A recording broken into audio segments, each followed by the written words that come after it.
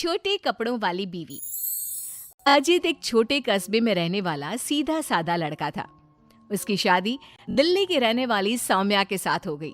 सौम्या बहुत ही फैशनेबल लड़की थी। अजित की नौकरी छोटे कस्बे में होने के कारण सौम्या भी अजित के साथ छोटे शहर में रहने के लिए आ गई। सौम्या, तुम्हारा ड्रेस कुछ ज्यादा छोटा है, इसे पहनकर यहाँ बाहर मत निकलना। अरे तुम्हें पता नहीं, मैं दिल्ली की मॉडल लड़की हूँ और मैं तो हमेशा ऐसे ही कपड़े पहनती हूँ। तुम्हारी बात सही है सौम्या, लेकिन इस शहर के माहौल के हिसाब से कपड़े कुछ ज्यादा ही छोटे हैं। ओहो, मुझे नहीं पता था कि तुम्हें मेरे कपड़ों से इतनी प्रॉब्लम है। सौम्या, मुझे तुम्हारे कपड़ों से कोई परेशानी नहीं है, लेकिन अगर तुम ऐसे बाहर जाओगी तो लोग तुम्हें अजीब ढंग से देखेंगे। अच्छा ठीक है, अब तुम ऑफिस जाओ, तुम्हारा ऑफिस जाने का वक्त हो गया है। अजित को लगता है कि शायद सौम्या ने उसकी बात मान ली है। वो ऑफिस चला जाता है। थोड़ी देर बाद सौम्या अपना शॉर्ट ड्रेस पहनकर घर से बाहर सब्जी लेने के लिए जाती है। भैया, आधा किलो टमाटर देना। मैडम जी, कहीं बाहर से आए लगते हो, पहली बार शहर में आई हो का? उनसे क्या मतलब? और तुम मुझे ऐसे घूर घूर के क्यों देख रहे हो? अरे नहीं नहीं, ऐसी कोई बात नहीं है, बस आपके कपड़ों को देखकर लग नहीं रहा कि आप शहर की रहने वाली हैं। तुम अपने काम से काम रखो, मैं चाहे कुछ भी पहनूं, तुम्हें उससे क्या? सौम्या सब्जी लेकर अपने घर चली जाती है। शाम को अजित घर वापस आता है। सौम्या, कल मम्मी पापा आ रहे हैं। देखो, तुम ना उनके सामने साड़ी पहन कर रहना, वरना मम्मी बुरा मान जाएंगी।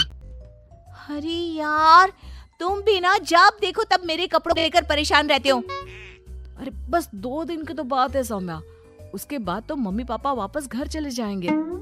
अच्छा ठीक है ठीक है। अगले दिन अजित ऑफिस चला जाता है और पीछे से सौम्या के सास ससुर घर पर आते हैं। लेकिन अजित के घर पर ना होने की वजह से सौम्या ने साड़ी नहीं पहनी थी और वही छोटे कपड़ों में वो अपनी सास के सामने आ जाती है।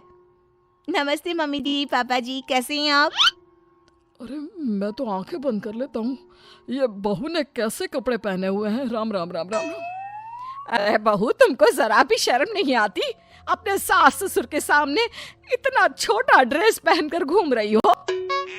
क्या अजित ने तुमको बताया नहीं कि हम लोग तुमसे मिलने आ रहे हैं?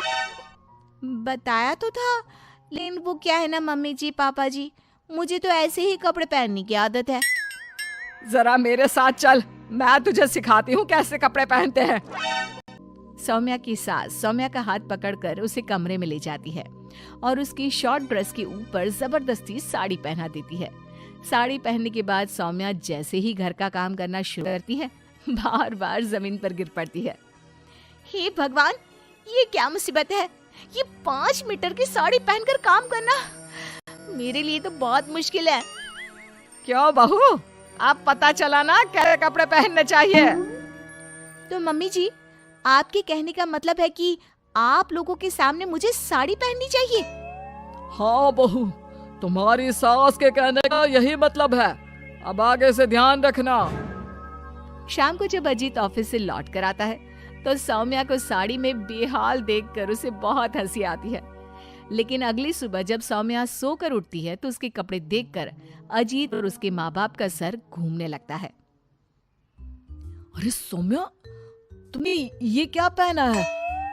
आपकी मम्मी ने साड़ी पहनने के लिए कहा था तो मैंने साड़ी पहन ली। लेकिन सौम्या, तुम्हारी साड़ी तो घुटनों तक ऊंची है, जैसे ये साड़ी ना हो कोई मिनी स्कर्ट हो। वो क्या है ना बेबी, तुम्हारी मम्मी ने मुझे सिर्फ साड़ी पहनने के लिए कहा था, उसकी लंबाई नहीं बताई थी। हे भगवान, ये कैसी बहू पल्ले पड़ी है? अरे ये क्या अजूबा बनकर घूम रही है? लगता है मुझे फिर से आंखें बंद करके ही रहना पड़ेगा। अरे पापा जी, आप एक बार आंखें बंद कर ही लीजिए, बार बार डायलॉग मारते रहते हैं। ये तुमने क्या हुलिया बना लिया है सौम्या? अजीत के मम्मी और पापा अपनी बहू की हरकतों से परेशान होकर वापस चले जाते हैं। अजीत सौम्या को समझाने की कोशिश करता है, लेकिन वो उसकी कोई बात नहीं सुनती। एक दिन सौम्या कुछ ज्यादा ही फैशनेबल कपड़े पहनकर घर से बाहर निकलती है। उस छोटे से कस्बे के लोगों ने उस तरह के कपड़े कभी देखे ही नहीं थे।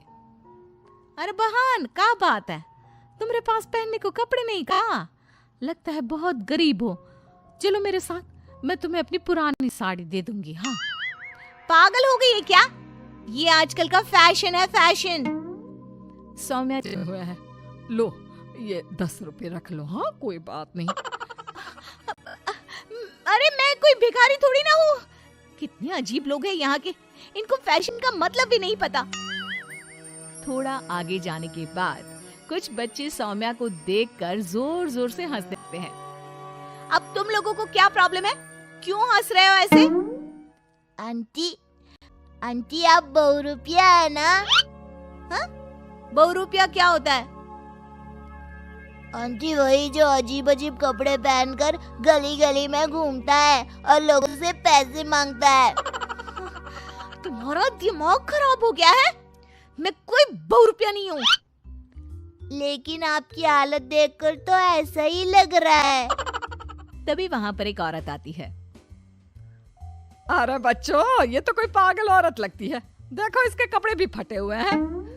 हे भगवान, मैं सच में पागल हो जाऊंगी। इस शहर के लोग बड़े अजीब हैं। मेरे फैशन को न जाने क्या समझ बैठे हैं। सौम्या अपने घर लौट आती है और जोर जोर से रोने लगती है। सौम्या को इस तरह रोता देखकर अजित को कुछ समझ नहीं आता। अरे क्या हुआ सौम्या, तुम इतना क्यों रो रही हो? किसी ने कुछ कहा क्या? इस शहर के लोग पूरे पागल हैं।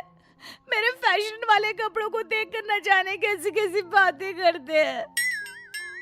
तभी अजीत और सौम्या को घर के दरवाजे पर जोर जोर से खटखटाने की आवाज आती है। बाहर जाकर देखते हैं तो 2-3 औरतें वहां पर खड़ी हुई थी। कौन है आप लोग और क्या हुआ? अरे आपके घर में एक औरत रहती है ना, फटे हुए कपड़े पहनकर घूमती है। हम उसे ले जाने आए हैं। कहाँ ले जाने आए हैं? अरे पागल खाने या फिर महिला सुधार गृह में छोड़ देंगे? लेकिन क्यों? हम उस बेचारी की मदद करना चाहते हैं। उसके पास पहनने को कपड़े नहीं है ना। आप ऐसा नहीं कर सकते। लेकिन क्यों भाई साहब? क्योंकि वो कोई पागल औरत नहीं, मेरी छोटे कपड़ों वाली बीवी है और उसका दिमाग बिल्कुल ठीक है, बस कपड़े थोड़े कम है।